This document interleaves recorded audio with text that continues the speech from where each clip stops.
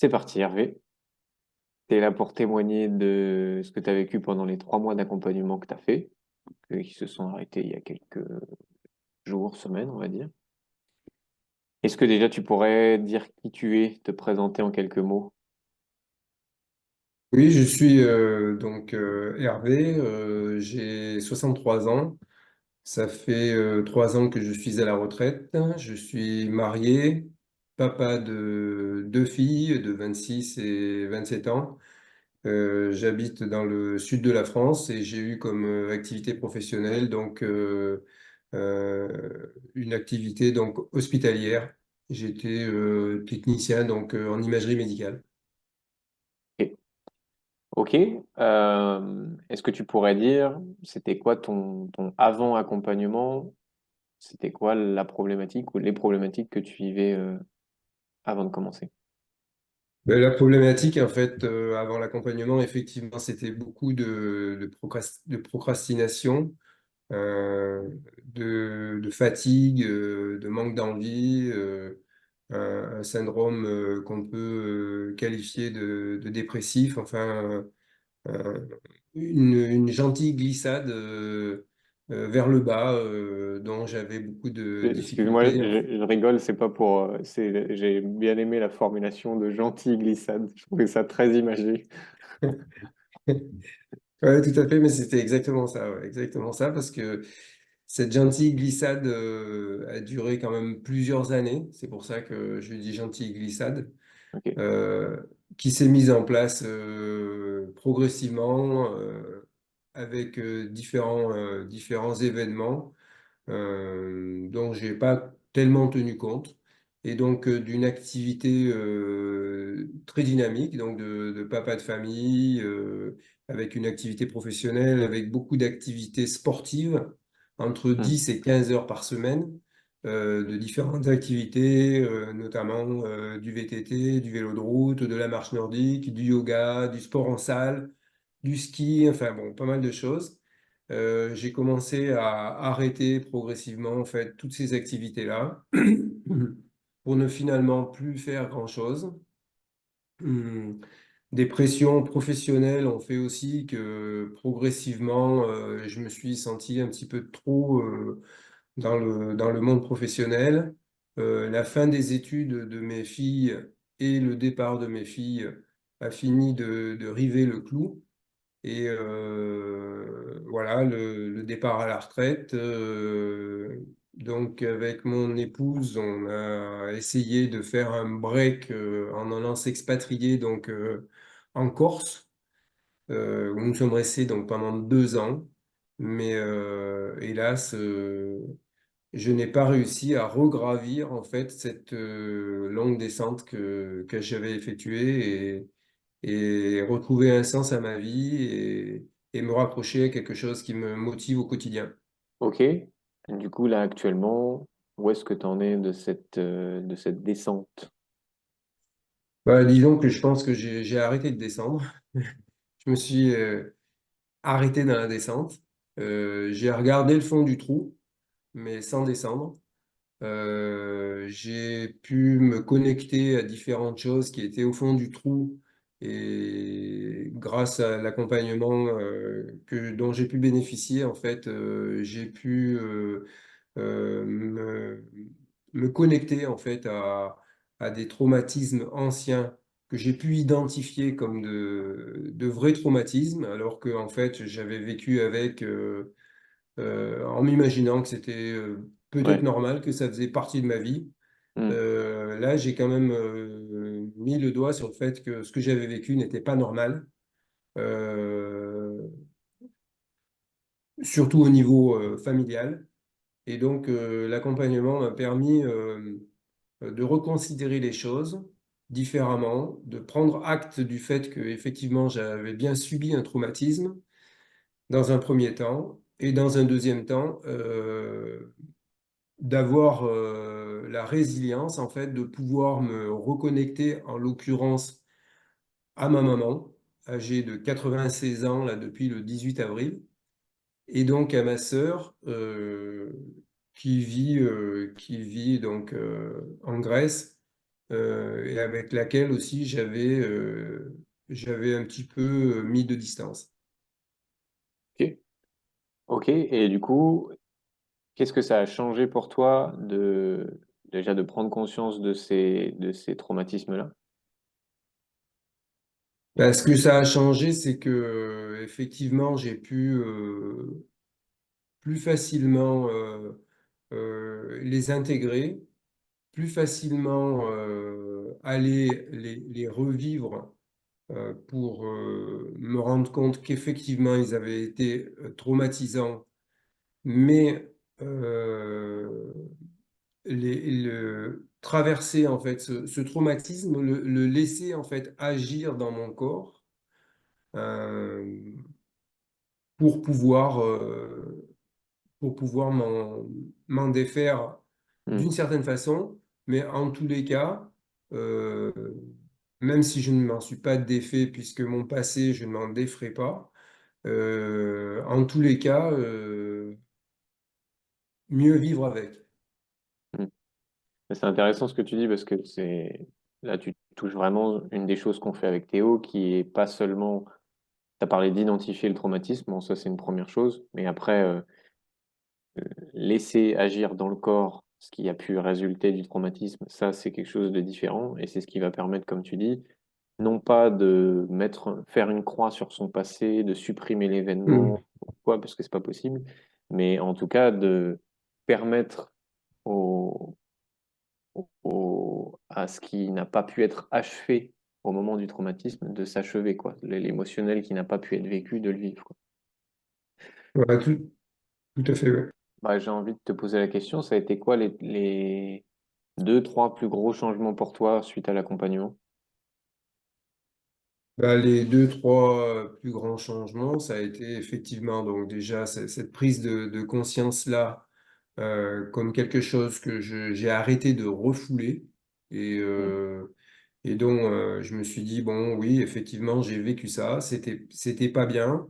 Maintenant, qu'est-ce que je peux faire avec ça? Donc ça m'a permis d'avoir des relations plus apaisées avec deux membres de ma famille, donc en ok. l'occurrence ma mère et ma sœur. Euh, Ça m'a permis donc du coup d'être plus tranquille avec moi-même euh, et du coup non pas de fermer cette porte, mais au contraire de la réouvrir et de laisser l'énergie circuler en fait Hmm, dans un sens comme dans l'autre. Donc hmm, du coup la chose est plus comprise, reconnue euh, et fait partie de moi-même maintenant. ok. Ok.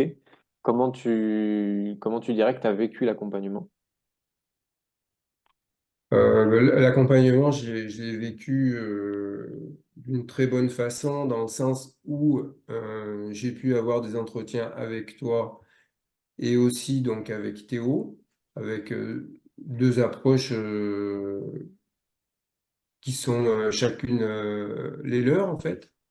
Donc du coup, ça a été intéressant parce que très nouveau pour moi. L'accompagnement, en fait, a pris du temps à comment dire, à produire ses effets chez moi. C'est-à-dire qu'au départ, effectivement, je ne voyais pas trop le- l'issue que pouvait avoir, en fait, cet accompagnement et surtout le bienfait qu'il pouvait avoir, en fait, sur moi. Et progressivement, je me suis rendu compte de changements qui s'opéraient à l'intérieur de moi-même, de changements de position, de changements de vue sur les choses. Je me suis dit, oui, effectivement, tu vois plus les choses de la même façon et tu n'as plus la même angoisse et agressivité en fait envers ces personnes. Ok. J'aimerais bien qu'on revienne quand même sur là. Au début, tu parlais de gentille glissade. Après, tu as dit que bah, la descente s'était stoppée, on va dire. Concrètement, actuellement, où est-ce que tu en es par rapport à ça? Disons que je pense que le travail que j'avais à faire par rapport à cette compréhension-là euh, a été bien commencé. Euh, je pense que j'aurai moins de temps à passer maintenant euh, avec ce genre de phénomène, que je vais pouvoir plus revenir dans l'instant présent euh, et réintégrer mon être. Donc la descente aux enfers s'est arrêtée, a été identifiée et le chemin du retour est en train de se mettre en place. Gentil en cours, hein. Ok. Ok. Est-ce que tu pourrais faire un comparatif? Je vais te demander un comparatif des notes de 0 à 10 sur plusieurs critères. Peut-être des notes ont bougé, peut-être des notes n'ont pas bougé, peut-être des notes ont régressé. Tu es libre de tes réponses. Niveau d'énergie de 0 à 10 avant l'accompagnement, après. Au niveau de l'énergie, avant, donc on peut dire que je devais être à peu près à 2 sur 10. Ok. Après, je pense que je suis entre 5 et 6. Ok. Niveau d'épanouissement, avant-après. Au niveau de l'épanouissement, alors au niveau de l'épanouissement, pareil, je pense que j'étais à peu près à un ou 2 avant l'accompagnement. Au niveau de l'épanouissement maintenant, je pense que pareil, je peux dire 4 ou 5 dans le sens où j'envisage beaucoup plus de perspectives et cette prise de conscience-là me permet d'ouvrir plus les yeux. Ok. Niveau de paix intérieure de 0 à 10. Alors, au niveau de paix intérieure, en fait, avant, effectivement, j'étais aussi très bas, hein. J'étais aussi pareil, je pense, à 2 sur 10.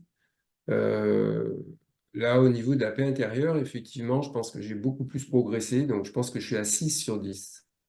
Ok. Qu'est-ce qui reste? Niveau de pouvoir sur ta vie de 0 à 10. Alors, au niveau de pouvoir sur ma vie, je pense qu'avant, j'étais toujours très bas. J'étais à 2 ou 3.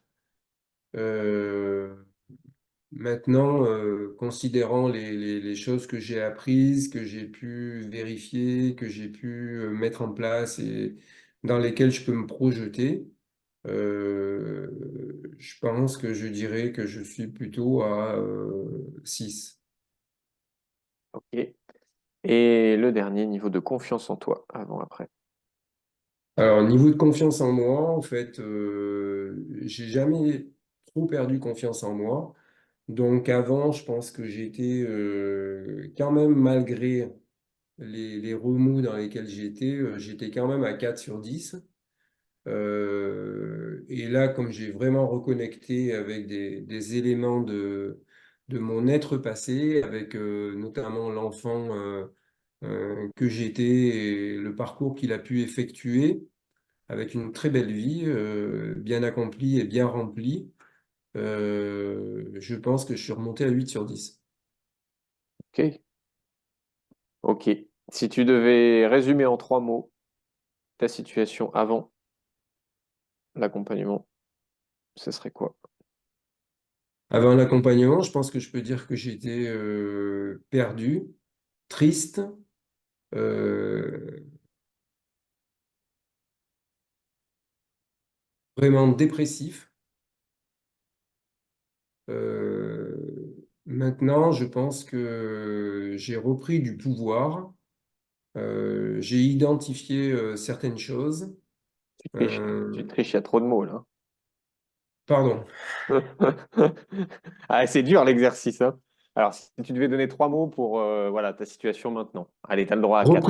Reprise de pouvoir, on va dire que ça compte Allez, que pour ça compte pour un. C'est bon, ça passe. reprise de pouvoir, confiance, Ok. joie de vivre. Ok. Ok, Hervé, pour clôturer, est-ce que toi, tu as envie de rajouter quelque chose de partage ou pas spécialement, c'est bon pour toi?